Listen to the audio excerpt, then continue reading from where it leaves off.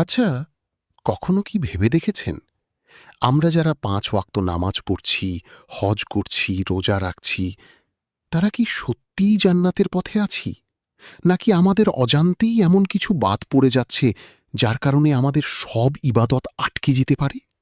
আজ আমরা এমন একটি আয়াত নিয়ে কথা বলবো যাকে বলা যায় ইসলামী জীবন ব্যবস্থার একটি মাস্টার প্ল্যান বা ব্লুপ্রিন্ট। সূরা আল বাকারার ৮৩ নম্বর আয়াত।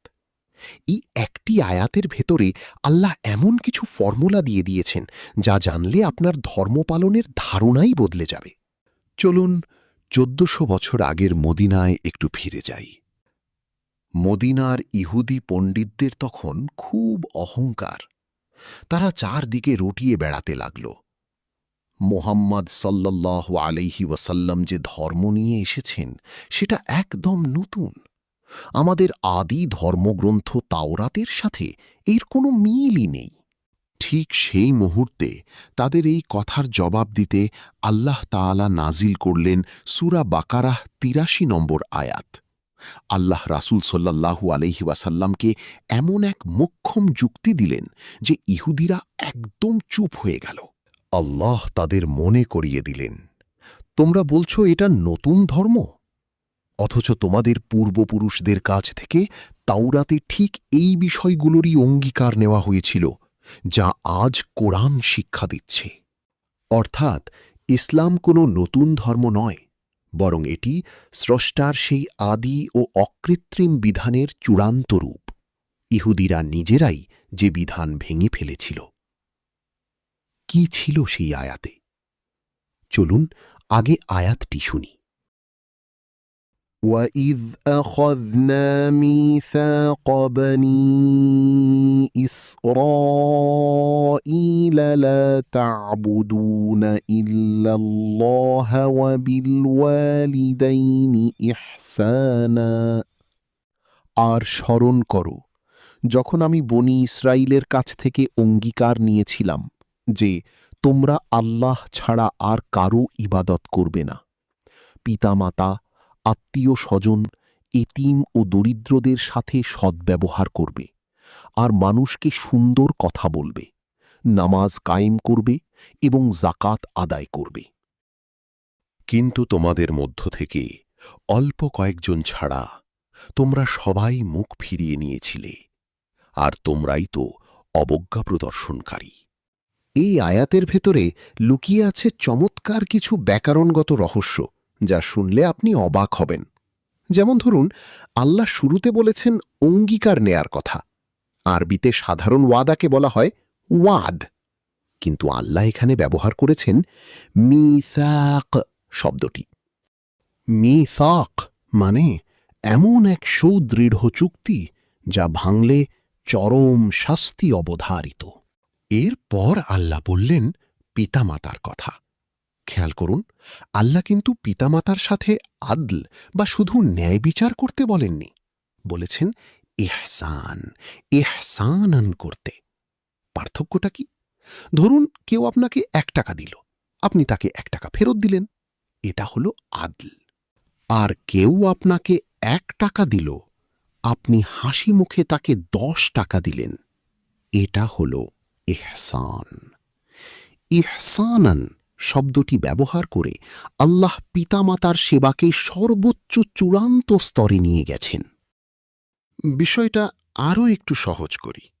ধরুন আপনার বৃদ্ধ বাবা মেজাজ হারিয়ে বিনা কারণে আপনাকে বকা দিলেন। আপনি যদি চুপ থাকেন তবে সেটা সাধারণ ভালো কাজ বা আদল। কিন্তু বকা শোনার পরও যদি হাসি মুখে তার কাছে গিয়ে বলেন, বাবা আমার ভুল হয়েছে, তুমি কি খাবে বলো?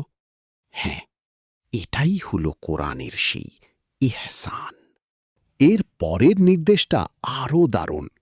লিন্নাসি হুসনান, মানুষের সাথে সুন্দর কথা বলো। এখানে আল্লাহ শুধু মুমিনদের সাথে সুন্দর কথা বলতে বলেননি, বলেছেন নাস বা সকল মানুষের সাথে, ধর্ম বর্ণ নির্বিশেষে। আর আল্লাহ এখানে হাসানান সুন্দর শব্দটি ব্যবহার না করে ব্যবহার করেছেন হুসনান সৌন্দর্য। মানে শুধু সুন্দর কথা নয়, তোমার কথাগুলো যেন সৌন্দর্যের প্রতীক হয়ে যায়। এই আয়াতের শেষে এসে আমরা যেন একজন পরম করুণাময় স্রষ্টার চরম আক্ষেপ দেখতে পাই। আল্লাহ বলছেন, সুম্মা তাওয়াল্লাইতুম, এত সুন্দর বিধান দেওয়ার পরও তোমরা মুখ ফিরিয়ে নিলে। ভাইয়েরা, এই আয়াতটি আমাদের শেখায় যে প্রকৃত ধর্ম শুধু মসজিদে বসে উপাসনা করার নাম নয়। ধর্মের দুটি অপরিহার্য দিক, হুকুকুল্লাহ বা আল্লাহর অধিকার এবং হুকুকুল ইবাদ বা বান্দার অধিকার। এই আয়াতে আল্লাহ ইবাদতের সাথে মানুষের প্রতি দায়িত্বকে এমনভাবে গেঁথে দিয়েছেন যে একটি বাদ দিলে অন্যটি আল্লাহর কাছে গ্রহণযোগ্য হবে না। কোরআনের অন্যান্য আয়াতেও এর প্রমাণ মিলে।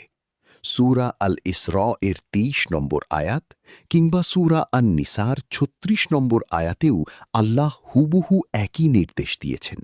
হাদিসের দিকে তাকালেও আমরা একই চিত্র দেখি। সহিহ বুখারীর ৫২৭ নম্বর হাদিস। আবদুল্লাহ ইবনে মাসুদ রাদিয়াল্লাহু আনহু রাসূল সাল্লাল্লাহু আলাইহি ওয়াসাল্লামকে জিজ্ঞেস করলেন, আল্লাহর কাছে সবচেয়ে প্রিয় আমল কোনটি? রাসূল সাল্লাল্লাহু আলাইহি ওয়াসাল্লাম বললেন, সময় মতো নামাজ পড়া, অর্থাৎ হুকুকুল্লাহ। সাহাবী আবার জিজ্ঞেস করলেন, এরপর কোনটি? রাসূল সাল্লাল্লাহু আলাইহি ওয়াসাল্লাম বললেন, পিতামাতার সাথে সদ্ব্যবহার করা, অর্থাৎ হুকুকুল ইবাদ। আবার সহিহ মুসলিমের ১০০৯ নম্বর হাদিসে রাসূল সাল্লাল্লাহু আলাইহি ওয়াসাল্লাম বলেছেন, সুন্দর কথা বলাও একটি সাদাকা, যা এই আয়াতের ওয়ালিন্নাসি হুসনান এর সরাসরি ব্যাখ্যা। তাফসীর ইবনে কাসিরে ইমাম ইবনে কাসির রহমাতুল্লাহি আলাইহ চমৎকার একটি কথা বলেছেন। তিনি বলেন, আল্লাহর ইবাদতের পরপরই পিতামাতার কথা বলা হয়েছে, কারণ আল্লাহ হলেন আমাদের প্রকৃত সৃষ্টিকর্তা, আর পিতামাতা হলেন আমাদের পৃথিবীতে আসার বাহ্যিক মাধ্যম। আর মানুষের সাথে সুন্দর কথা বলার অর্থ হল সৎ কাজের আদেশ, অসৎ কাজে নিষেধ এবং সবার সাথে হাসি মুখে ও নম্রভাবে কথা বলা। আমাদের প্রিয় নবী সাল্লাল্লাহু আলাইহি ওয়াসাল্লাম ছিলেন এই আয়াতের জীবন্ত প্রতিচ্ছবি। তার নিজের পিতামাতা বেঁচে ছিলেন না, কিন্তু দুধমাতা হালিমা রাদিয়াল্লাহু আনহাকে দেখলে তিনি নিজের গায়ের চাদর বিছিয়ে দিতেন। তিনি মক্কার চরম শত্রুদের সাথেও কখনো গালি দিয়ে বা খারাপ ভাষায় কথা বলেননি। আর এতিমদের তিনি এত ভালোবাসতেন যে বুখারী শরীফের ৬০০৫ নম্বর হাদিসে এসেছে, তর্জনী ও মধ্যমা আঙুল মিলিয়ে তিনি দেখিয়েছিলেন, আমি এবং এতিমের প্রতিপালনকারী জান্নাতে ঠিক এভাবেই একসাথে থাকব। তাহলে আজকের দিনে আমাদের জীবনে এই আয়াতের প্রয়োগ কি? এই আয়াতটি আমাদের দৈনন্দিন জীবনের জন্য একটি পরিপূর্ণ কাজের তালিকা। প্রথমত, দ্বীনের ভারসাম্য রক্ষা করা। আমরা অনেকেই হয়তো নামাজ পড়ছি, হজ করছি, কিন্তু আত্মীয়দের হক মেরে খাচ্ছি বা পিতামাতার সাথে খারাপ ব্যবহার করছি। মনে রাখবেন, মানুষের অধিকার বা হুকুকুল ইবাদ নষ্ট করলে শুধু আল্লাহর ইবাদত দিয়ে জান্নাতে যাওয়া যাবে না। দ্বিতীয়ত, আমাদের ভাষার ব্যবহার। সোশ্যাল মিডিয়া বা বাস্তব জীবনে আমরা কথায় কথায় কটূক্তি করি, ট্রল করি বা গালি দিই। আয়াতের স্পষ্ট নির্দেশ, সবার সাথে, এমনকি ভিন্ন ধর্মাবলম্বী বা শত্রুর সাথেও সুন্দর ভাষায় ও যুক্তি দিয়ে কথা বলতে হবে। আর তৃতীয়ত, দুর্বলদের পাশে দাঁড়ানো। সমাজের সবচেয়ে অসহায় দুটি শ্রেণী হল এতিম এবং মিসকিন।